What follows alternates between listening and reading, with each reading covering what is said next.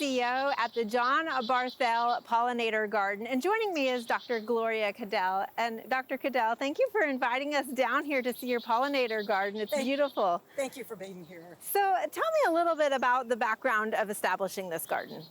So it had been a dream of mine for many, many years to have a native plant garden on campus. When I first came to UCO in 1990, I could find hundreds of native plants everywhere around within miles of the campus, and all of those sites had disappeared. And so as pollinators started declining, then I really wanted to put in a native plant garden on campus. And then when we built the Don Betts STEM Research and Learning Center here, then I saw that as an opportunity to use a pollinator garden as part of the landscaping here, So associated with the building. You've kind of taken the lab outside, right? We have taken the lab outside, yes we have. So tell me a little bit about how this garden is utilized by the university and the students here.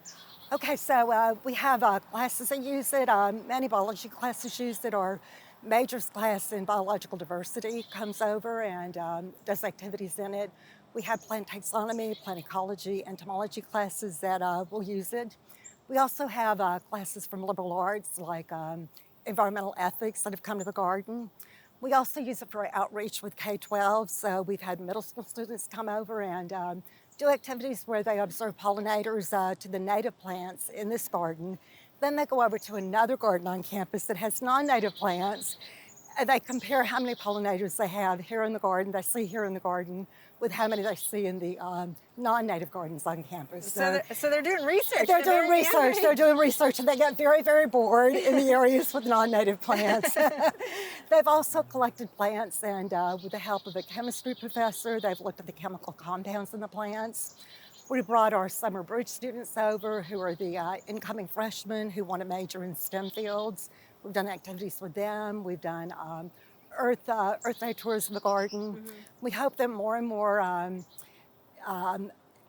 colleges will use it, art students to come over and get ideas for design, for example, even business students to come over and learn about how native plants can be a really thriving business, and maybe they'll start their businesses. Absolutely. Yeah. So tell me a little bit about the maintenance, the ongoing maintenance, right? It can be a little bit different sometimes than just your mow it and blow it landscape, as we sometimes say. So let's talk about how you guys are maintaining this. Okay, so the first year we had a garden committee that planted most of the plants in May and June of last year. And then even though we tried to kill the Bermuda grass on that stage, a lot of that came in. So we had to do a lot of weeding that first year. So we had what we call garden parties on Friday mornings. And so the faculty and staff showed up. We had students show up, some of the staff from across campus. And so we spent a lot of time weeding that first year. The second year, we've had very few weeds. We still do need to pull some of the nutsedge, and then what we've tended to do this year is pull up some of the plants that have reseeded, because we want to kind of maintain the original design of the garden. So we have like the Maximilian sunflowers that reseed very easily, and so we don't really want it to turn into a forest of Maximilian sunflowers, and so we do weed those out. We've had to use, of course, no pesticides, no herbicides. We watered quite a bit the first year to get the plants established. This year we've only watered during the really periods of really high heat.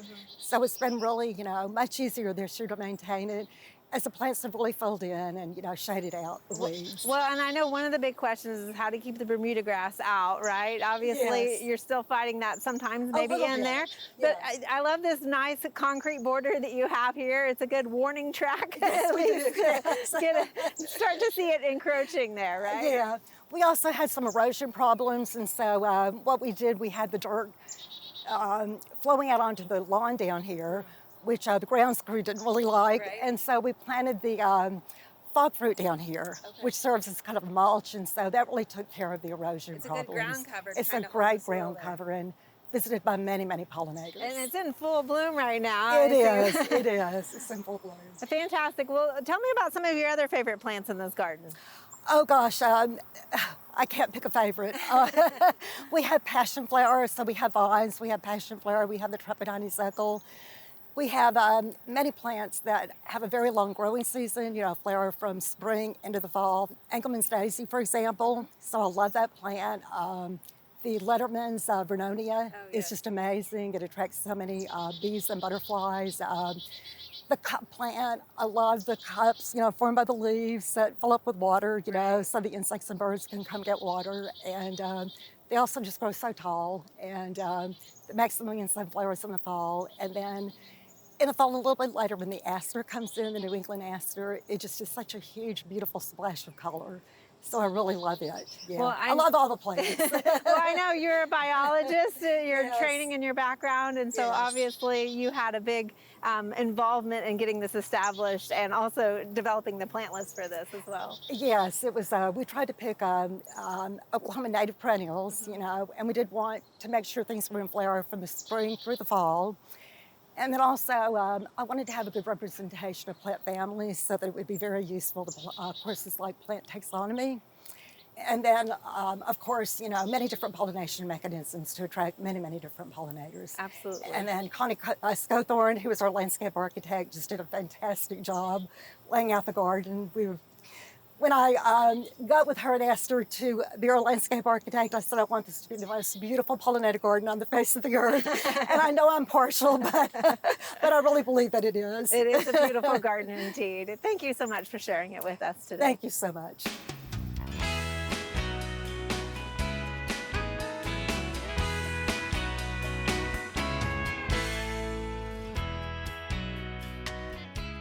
We hope you enjoyed this video as part of our Oklahoma Gardening YouTube channel. You can also find even more videos on the OK Gardening Classics YouTube channel. And join us on social media for great gardening tips, photos, and discussion.